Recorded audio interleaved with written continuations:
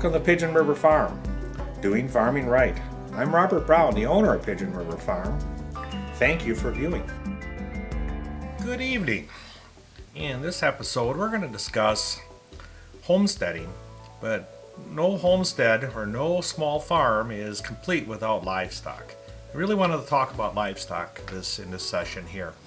Livestock is something I've had the good fortune of spending, I guess, almost a half a century here raising as actually hands-on. And there's a variety of different livestock that a farm can settle in with, or combinations. Example here, we do multi-species grazing of pastured poultry. We have chicken layers, we have cattle, we have goats, and we used to have sheep. So there's a variety that can all work together and mutually beneficial to each other. So if you're going to start out a homestead, the easiest access point is going to be with poultry, both the layers and meat birds. Layers are kind of self-explanatory. They'll immediately give you eggs.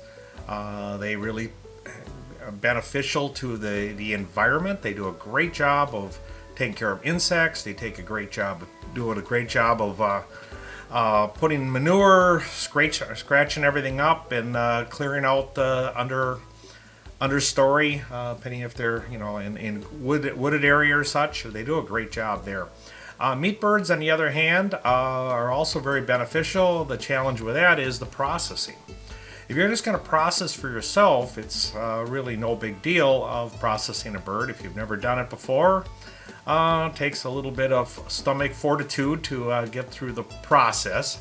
But having your own birds is very beneficial. But the problem is, if you try to take it beyond just the bird for your own consumption. So if you want to take a homestead operation and turn it to a farm business, and that's where you really have to make the decision. So I use the poultry meat bird as an example.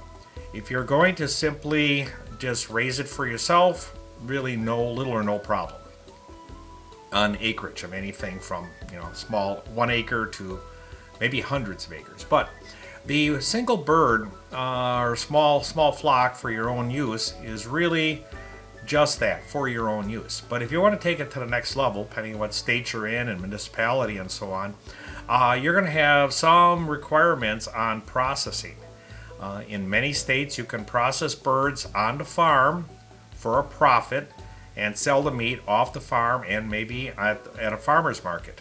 But it will be uncertified, so there will be no state or federal certification on it. So the bird cannot simply be sold into, I'd say, any type of market. You wouldn't be able to sell it into a store, couldn't buy it. You couldn't sell it to a customer as far as any kind of delivery method other than the farmer's market. So it won't necessarily be a good revenue train unless you can go to a processor. And there again, you're bringing in a third party, so you're going to have to go find a processor in the area. Before you think about doing meat birds, since there is a nationwide shortage of processors, give that some really strong thought. Do your due diligence in that regards.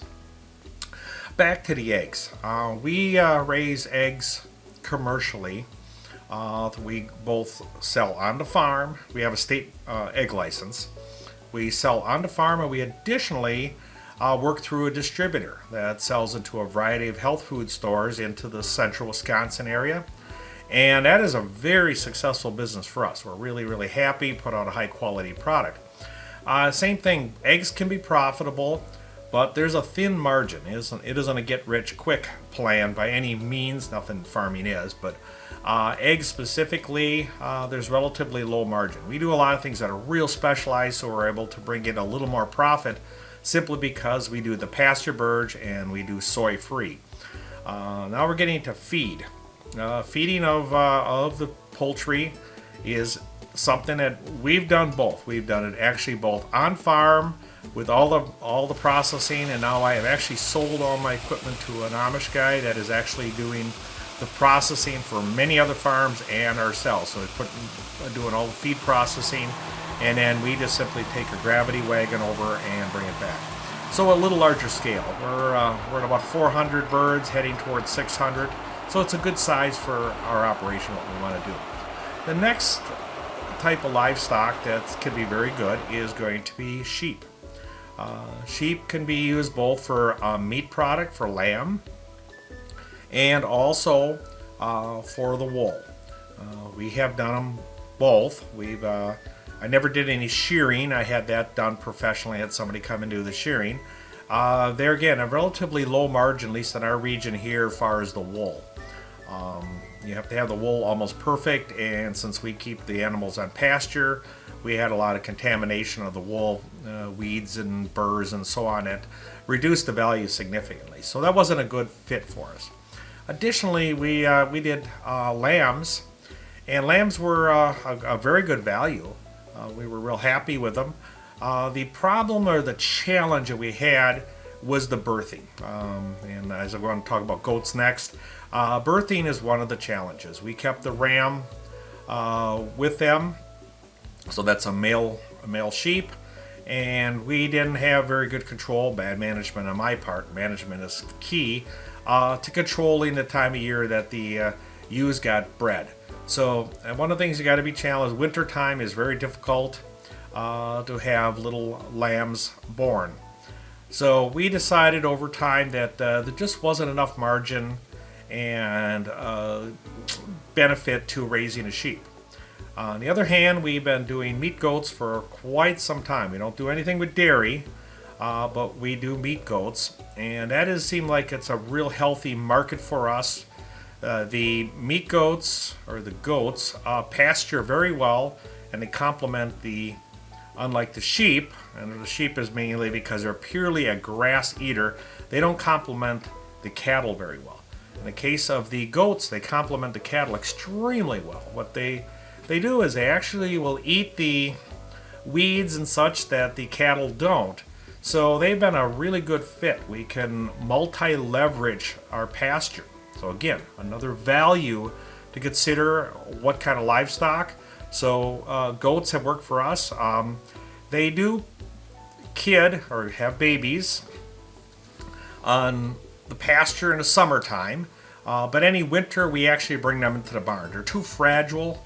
Unlike cattle, they're way too fragile to have their babies. Right now we're into the month of January, and we've got a number of kids being born, but they're in a barn. We don't use any artificial heat, but we have a lot of dry straw there for them, and a good watchful eye. That's the other thing, is the management on your part is critical to get in there and see what's going multiple times per day. So it's another area that requires a lot of energy, a lot of effort. Last but not least is going to be cattle. Cattle is something I've been into for about half a century and pretty good at it. I've not done anything with dairy. I'm familiar with dairy, milk some cows, all that, but we've never done any dairy. I've always been on the beef side of it, from the confinement on the original home farm to our perfect pasture operation now. I've gravitated toward what I think is the gold standard, my personal opinion, of cattle in the northern tier of states. I can't speak for the south, but in the northern tier of states where you have extreme cold, we use the Scottish Highland, and I can't tell you how pleased I am with the Scottish Highland breed. They're a slow growing from the meat perspective, and now we do run a few Angus with them too for the crosses, but we raise the Angus and we cross it with the Scottish Highland bull. So they prosper, but not nearly as well as the Scottish Highland. I find the Scottish Highland are very complacent animals. They're very easy going, yet they can protect their young. Now we have a very fortified fence here on our 50 acres, and that's 50 acres of fenced-in area, not total crop area, but fenced-in area that's all pastured. And so the predation for anything livestock-wise is really not an issue here. But if you did, the Scottish Highland is one of the animals that I really think highly of. They can defend their young with them long horns, and they have the aggressive nature. We've had a few wolves that have been in the perimeter of the fence and the Scottish Highland put a defensive line up, and they were deadly serious about protecting the young. So the characteristics are there. I know out on the high plains, and when you get into that area where they'll do a lot of outer grazing, and many times they'll put up 1 or 2 Scottish Highland with the with the Herefords just to protect them, along with guard dogs. But they work very well from that perspective. So there's a variety of different animals to consider if you're going to be homesteading and or moving into a small farm. Now, when it comes to the meat portion, poultry is something you could do on the farm yourself, but in the case of livestock, as in lamb, goat, or cattle, that's going to be a bigger challenge. Some people do it on the farm, not an area of my expertise and even desire. You need quite an infrastructure and really well thought out. We're animal welfare approved. We've had this certification since it came out, so none of that really fits into our area. So we actually use a professional processor that we've chosen. Very high quality one, and they do all the processing for us. So we work on the humane process for the animal. So it's something to think about also. It's not only, once you have an animal in your care, it's critical that you treat it to its very last moment with the highest level of respect. I think respect is critical in the agricultural area. Sometimes it seems like it's a little overlooked. So if you head into to an environment where you're going to be raising livestock, so anything from poultry all the way up to cattle, remember that the respect of that animal is very critical. And if you respect them, they'll respect you ultimately. It's going to be that mindset you have and the smoothness within the operation.